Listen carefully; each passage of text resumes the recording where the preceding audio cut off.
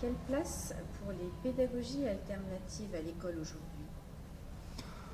Alors, il me semble qu'aujourd'hui, ce que j'appelle les pédagogies alternatives, qui sont en fait plutôt les pédagogies inspirées de l'éducation nouvelle et puis qui sont en rupture avec les pratiques traditionnelles, ont pas vraiment une place dans l'école d'aujourd'hui. Par contre, elles inspirent énormément les réformes et elles inspirent des variations de pratiques. En fait, si je prends l'exemple de la pédagogie freinée, il y a assez peu de pratiques de pédagogie freinée en dehors du mouvement freiné. Par contre, on peut retrouver des techniques, des outils qui sont inspirés de freiné dans différentes innovations.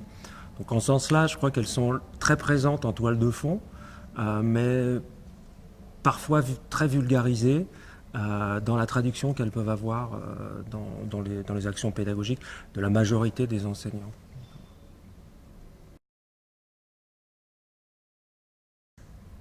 Croyez-vous que la réflexion à propos de l'innovation doive se faire dès le début de la carrière des enseignants? Alors là, c'est une question assez... Je pense qu'on est en tension sur cette question.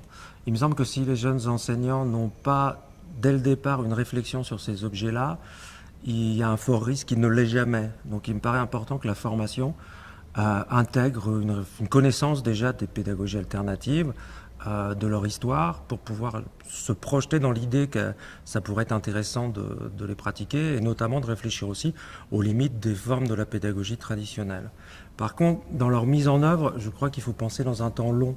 Et donc du coup, il y a des formes de pratiques qui peuvent paraître très difficiles, sophistiquées, multifactorielles, et qui pour le débutant sont peut-être pas accessibles dans ce que j'appellerais leur zone de développement professionnel immédiat.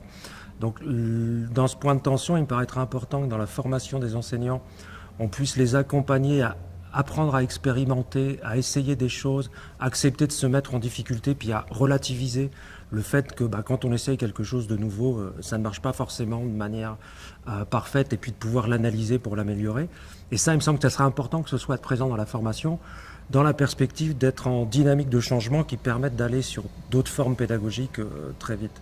Et c'est vrai que quand on démarre un métier, on part quand même de ce qu'on est capable de faire et aussi de son vécu antérieur. Donc je crois que si on se met à dire à des jeunes qui n'ont pas ce projet de pratiquer des formes totalement différentes de ce qu'ils connaissent du jour au lendemain, on risque plutôt de les insécuriser.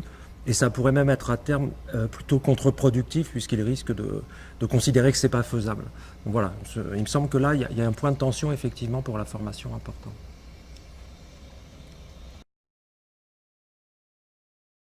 Sur la question de l'innovation, quelle similitude entre les différents métiers de l'interaction humaine? Alors en fait, par métier de l'interaction humaine, moi j'entendrais tous les métiers qu'on va avoir dans le champ de la santé, dans le champ du social ou donc de l'enseignement, qui vont avoir une base relationnelle.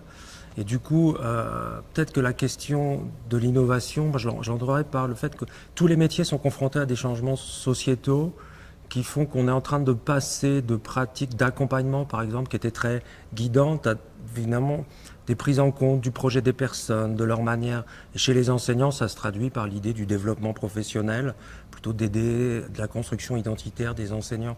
Donc il me semble que là, sur l'innovation, ça pose la question de la manière dont on pense les professions, les métiers, et aussi quelle finalité on leur donne. C'est-à-dire, positionner le métier d'enseignant comme métier de l'interaction humaine, c'est pas neutre.